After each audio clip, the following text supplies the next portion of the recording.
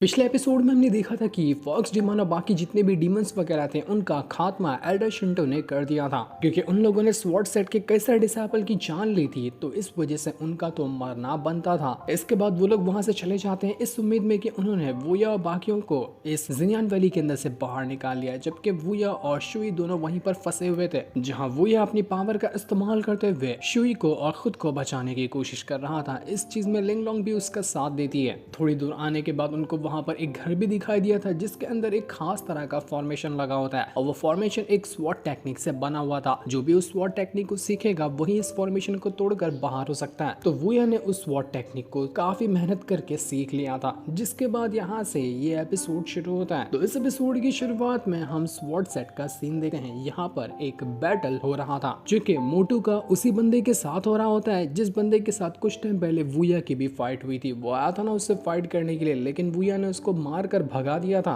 तो वही बंदा यहाँ पर कंपटीशन लड़ने के लिए आया हुआ होता है। वो मोटू को एक ही अटैक देकर क्या मारता है कि मोटू दूर जाकर फेंका चुका था। मोटू की हालत खराब हो जाती है। मोटू के बाकी दोस्त से कहने लग जाते कि तुम तो अभी कंडेंसेशन रेल्म के सिर्फ 4th लेवल पे मौजूद हो और तुम अभी जिनियान वैली से बाहर निकल कर आए, तुम्हारी चोटें भी ठीक नहीं हुई, तो अभी जाकर इस बंदे से फाइट करना तुम्हारे लिए सही नहीं होगा, तुम्हारी जान तक जा सकती है, इसलिए ऐसा मत करो और अपनी हार मान लो। लेकिन मोटू तो हार मानने को तैयार ही नहीं था। मोटू कहने लग जाता है कि हम यहाँ पर हार मानते रहेंगे तो ये लोग हमारे सेट का मजाक नहीं उड़ाएंगे, हम लोग एक सिर्फ मजाक बनकर रह जाएंगे। अब चाहे मैं यहाँ पर हार जाऊँ, मेरी जान क्यों ना चली जाए, लेकिन मैं जल्दी यहाँ पर अपनी हार नहीं मानूंगा और मैं इससे लड़ कर ही रहूंगा। इसको भी दिखाऊंगा कि हमारे स्वॉर्ड सेट के बंदे भी कमजोर नहीं है। वो बंदा जिसका नाम असल में जियान था यहाँ पर कहने लग जाता है कि तुम स्वॉर्ड सेट वालों किसी के अंदर भी हिम्मत है जो मुझसे आकर फाइट कर सकता है, मैं सभी को चैलेंज करने को तैयार हूँ। जो भी मुझसे फाइट करना चाहता है बिंदास आकर फाइट कर सकता है। इस चीज को देखकर स्वॉर्ड सेट की वो जो फीमेल मास्टर थी वो कहने लग जाती हैं कि जियान, हम मानते हैं कि तुम यहाँ पर काफी ज्यादा स्ट्रांग हो, लेकिन इसका मतलब ये नहीं कि तुम अपनी मनमानी करो। ये सिर्फ एक फ्रेंडली बैटल था ना, तुम यहाँ पर दूसरे डिसाइपल को ज्यादा चोट क्यों पहुंचा रहे हो। इसके बाद हम कुछ टाइम पहले का सीन देखते हैं जहाँ पर जियान अपने फादर के साथ स्वॉर्ड सेट के अंदर आया हुआ था। तो फीमेल मास्टर इस चीज से परेशान होती है कि इस जियान का जो दाओ सेक्ट है उन्होंने हमारे सेट के साथ कभी भी कोई मैटर नहीं किया, ना हमसे मिलकर रहते हैं वो लोग, तो अचानक से उनको ये कंपटीशन करने का ख्याल कहां से आया, वो क्यों हमारे स्वॉर्ड सेट के साथ कंपटीशन करना चाहते हैं, ये बात मुझे समझ नहीं आ रही। तो स्वॉर्ड सेट के लीडर कहने लग जाते हैं कि जहां तक कि मेरा ख्याल जा रहा है ना, ये दाओ सेक्ट वाले जरूर यहाँ पर इसलिए आए होंगे ताकि स्पिरिचुअल फाउंटेन की जानकारी ले सकें। इनको स्पिरिचुअल फाउंटेन के बारे में पता चला होगा तो वही चीज की जानकारी लेने के लिए वो हमारे स्वॉर्ड सेक्ट में आए और बहाना मार दिया कि हम यहाँ पर कंपटीशन लड़ने आए, तो हमें जरा संभल कर रहना होगा।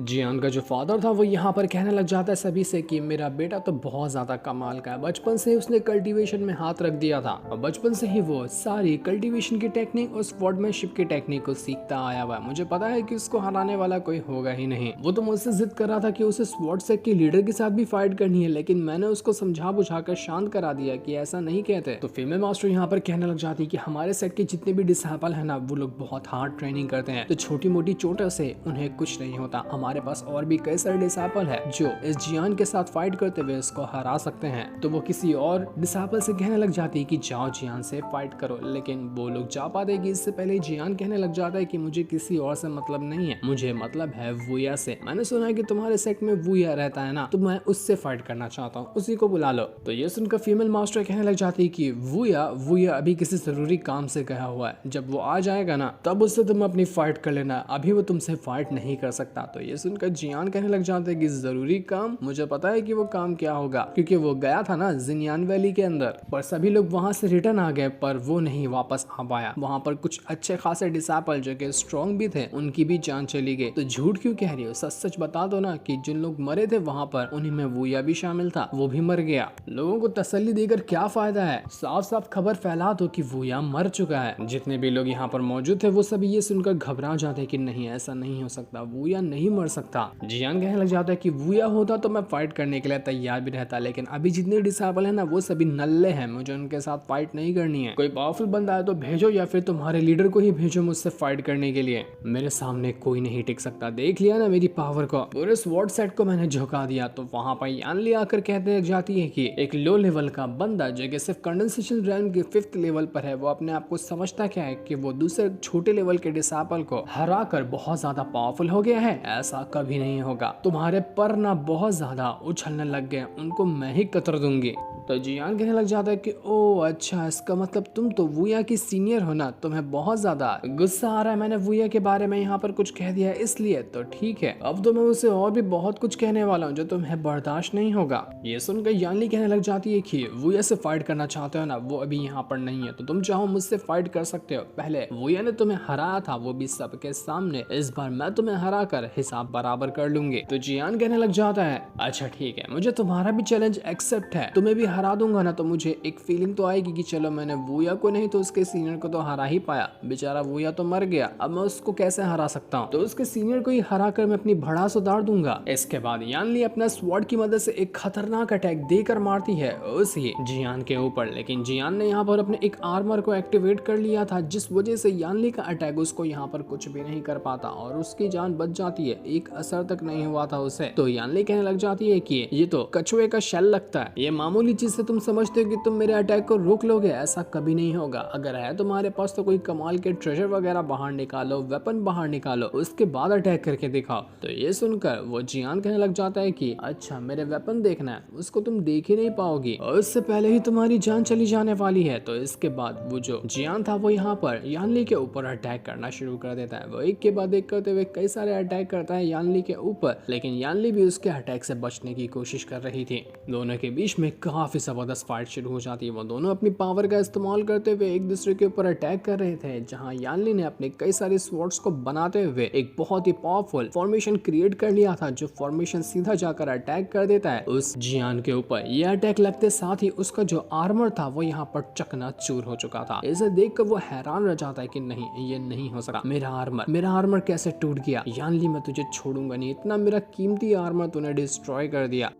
तो इसके बाद वो यहाँ पर गुस्से के साथ अपने बहुत सारे वेपन को बाहर निकाल लेता है और यानली से कहता है कि मेरे वेपन देखना चाह रही थी ना, जी भर के देख लो। इसके बाद वो सभी वेपन की मदद से यानली के ऊपर अटैक कर चुका था, तो यानली यहाँ पर उसके अटैक से बचने की कोशिश कर रही होती है, लेकिन वो जियान तो रुकने को तैयार ही नहीं। एक के बाद एक करते हुए वो बहुत खतरनाक अटैक यानली के ऊपर करता जाता। अब वो उसको किसी तरह के पावर के अंदर ट्रैप कर देता है, जिस वजह से यानली हिल नहीं पा रही थी और सामने से एक बहुत ही पावरफुल अटैक जाकर यानली के ऊपर लगने वाला था, जिससे उसकी जान तक चली जाती। लेकिन ये अटैक उसको लग पाता है कि बीच में वुया की स्टिक आ जाती है, जिसने अपनी पावर की मदद से उस अटैक को डिस्ट्रॉय कर दिया था, जिस वजह से यानली को कुछ नहीं होता और उसकी जान बच जाती है। जिसके बाद वहां पर एंट्री मारता है वुया शुई के साथ, उसे कुछ भी नहीं हुआ था, जिसे देखकर तो सारे के सारे लोग खुश हो जाते हैं कि वुया वापस आ गया। हमें पता ही था कि वुया को कोई कुछ कर ही नहीं सकता, वो बहुत ज्यादा कमाल का है। सारे लोगों में खुशी की एक लहर दौड़ चुकी थी, लेकिन वो जियान का तो मुंह लटक जाता है कि ये वुया आखिर यहाँ पर आ कैसे गया। वो उससे कहता है कि पिछली बार का बैटल तो अधूरा रह गया था, लेकिन उसके बाद से मैंने बहुत टाइम तक के अकेले में कल्टीवेशन की है, अपनी पावर को बढ़ाया है। उसके बाद अब मैं यहाँ पर तुझसे फाइट करने के लिए तैयार हूँ, अब मुझे हरा के दिखा, तेरे अंदर हिम्मत है तो। इसके बाद वो दोबारा से अपने बहुत सारे वेपन को बाहर निकाल चुका था, ताकि उसकी मदद से वो वुया के ऊपर अटैक कर सके। तो वुया कहने लग जाता है कि इतने टाइम से अकेले में कल्टीवेशन की और ये भंगार की दुकान खोल लिया क्या? इतने सारे तेरे वेपन मुझे भंगार से उठाए हुए लग रहे हैं और इनसे तू सोच रहा है कि तू मुझे हरा लेगा, ऐसा नहीं होगा। तो ये सुनकर वो जियान पूरे गुस्से के साथ सारे वेपन को वुया की तरफ भेज देता है, लेकिन वुया अपने एक ही बार स्टिक की मदद से अटैक क्या करता है कि वो वेपन डिस्ट्रॉय होते साथ ही जियान भी उड़कर दूर फेंका चुका था। इस चीज को देखकर जियान को पता चलता है कि वुया का ब्रेक थ्रू हो चुका है, वो कंडेंसेशन रैंक के लेवल 5 पे पहुंच गया। जिनियान वैली में जाने के बाद उसका नुकसान ही नहीं बल्कि उसका बहुत फायदा हुआ है और अब ये लेवल में मेरे बिल्कुल बराबर का हो चुका है। वो यहाँ पर कहने लग जाता है कि बराबर का नहीं, तेरे से बहुत ज्यादा आगे भी हो चुका हूँ, इतना आगे कि तुझे मैं चुटकियों में हरा सकता हूँ। तो इसके बाद वुया दोबारा से अपनी पावर की मदद से जियान के ऊपर अटैक कर रहा था, लेकिन वुया की स्टिक की जो पावर थी वो थोड़ी थोड़ी यहाँ पर कम होने लग गई थी, क्योंकि उसने उसकी पावर का बहुत ज्यादा इस्तेमाल कर लिया था और अटैक करने की वजह से वो स्टिक थोड़ी सी टूट गई होती है। तो इस वजह से वो जियान कहने लग जाता है कि तू अपनी टूटी हुई स्टिक की मदद से मुझे मारने के लिए आया है, मुझे अब पता चल गया कि तेरी स्टिक कोई काम की की नहीं रही और तू अपने अटैक तो सिर्फ अपनी स्टिक की मदद से करता था। अब मैं देखता हूँ कि तू मुझे यहाँ पर कैसे हरा सकता है, तेरे पास तेरी स्टिक ही नहीं है। अब मैं अपनी सारी भड़ास तुझ पर उतारते हुए तुझे जान से मार डालूंगा। तो वूया कहने लग जाता है कि तुझे क्या लगता है कि खाली मैं यहाँ पर स्टिक का ही इस्तेमाल कर सकता हूँ, मुझे स्वॉर्ड चलाना नहीं आता। तो वूया सीधा यहाँ पर यानली से कहता है कि यानली अपनी स्वॉर्ड तो देना। तो वो यानली की स्वॉर्ड लेकर यहाँ पर तैयार हो चुका था। वो जियान कहने लग जाते हैं कि वूया कभी जिंदगी में स्वॉर्डमैनशिप क्या होती है उसको सीखा भी है क्या, खाली तू डंडी चला सकता है, स्वॉर्ड चलाना तेरे बस की बात नहीं है। मैंने स्वॉर्डमैनशिप को 20 साल से सीखा है और अब मैं यहाँ पर तुझे बताता हूँ कि असल में स्वॉर्डमैनशिप कैसे कहते हैं। तूने मौत को टक्कर दी है स्वॉर्ड को हाथ में लेकर, तुझे बचा सकती थी सिर्फ तेरी स्टिक बचा सकती थी, ये स्वॉर्ड से तू कभी नहीं बचेगा।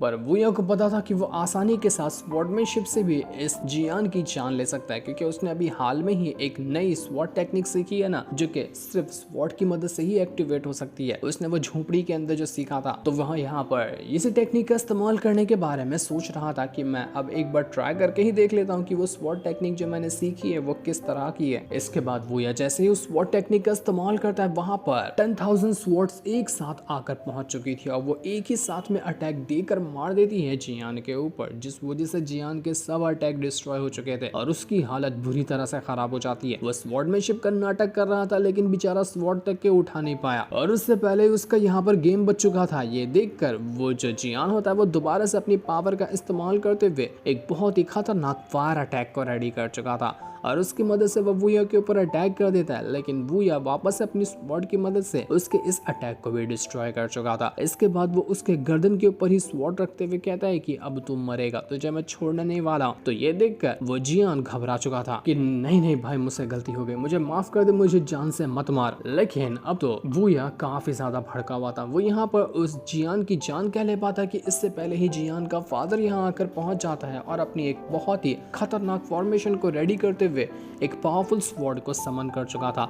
और उसकी मदद से वो यहाँ पर वूया की जान लेने की कोशिश कर रहा होता है ताकि वो यहाँ पर वूया को जान से मार दे। कि आखिर उसकी हिम्मत कैसे हुई उसके बेटे को सबके सामने मार कर उसको बेइज्जत करने की। अपने बेटे की हार तो उसका बाप बर्दाश्त ही नहीं कर पा रहा था, उसकी हालत खराब हो चुकी थी। लेकिन ये अटैक यहाँ पर वूया को आकर लग पाता कि इससे पहले ही स्वॉर्ड सेक के एल्डर जो लीडर है वो बीच में आ जाते हैं और अपनी पावर का इस्तेमाल करते हुए उस टेक्निक को डिस्ट्रॉय कर चुके थे, जिस वजह से वूया को ये अटैक यहाँ पर आकर नहीं लग पाता। वो जो स्वॉर्ड सेट के लीडर थे वो जियान के फादर से कहने लग जाते कि देखो तुम एक एल्डर हो अपने सेट के, तो अपने एल्डर वाली इज्जत को ना खो मत, बड़ी मुश्किल से वो मिलती है। ये जो कंपटीशन तुमने ही कहा था ना कि डिसाइपल्स के बीच में होगा, तो तुम यहाँ पर अपनी टांग क्यों घुसेड़ रहे हो? चुपचाप से मान लो कि तुम्हारा बेटा यहाँ पर हार चुका है और इज्जत से चले जाओ, वरना बेइज्जत करना हम लोगों को भी आता है। तो ये सुनकर जियान का फादर कहने लग जाता है कि ओ अच्छा ऐसी बात है, ठीक है फिर मुझसे बहुत बड़ी गलती हो गई, मैं यहाँ पर आप लोगों से माफी मांगता हूँ, अब जा सकता हूँ कि मेहरबानी से।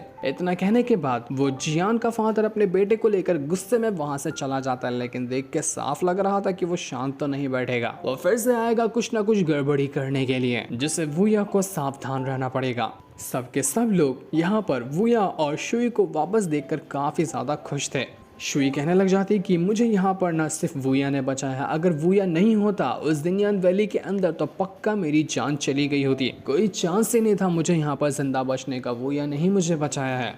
तो ये सुनकर सारे के सारे लोग काफी ज्यादा खुश हो चुके थे, लेकिन तभी वहां पर एक टोड आ जाता है जो कि मेंढक होता है और उसी के ऊपर बैठा हुआ था वूया का वो बंदर, क्योंकि वो मेंढक जो था वो यहाँ पर बंदर को छोड़ने के लिए आया हुआ था स्वॉर्ड सेक्ट में। स्वॉर्ड सेक्ट के लीडर कहने लग जाते हैं कि ये मेंढक जो है ना वो एल्डर शिंटो का सबसे ज्यादा खास मेंढक है, 100 साल से वो उनको प्रोटेक्ट कर रहा है, तो वही देखो तुम्हारे बंदर को यहाँ तक के लिफ्ट देने के लिए आया हुआ था। ये देखकर वूया जो था उस मेंढक का थैंक यू कहता है कि सीनियर आपका बहुत बहुत शुक्रिया जो आपने मेरे बंदर को यहाँ तक सही सलामत पहुँचा दिया।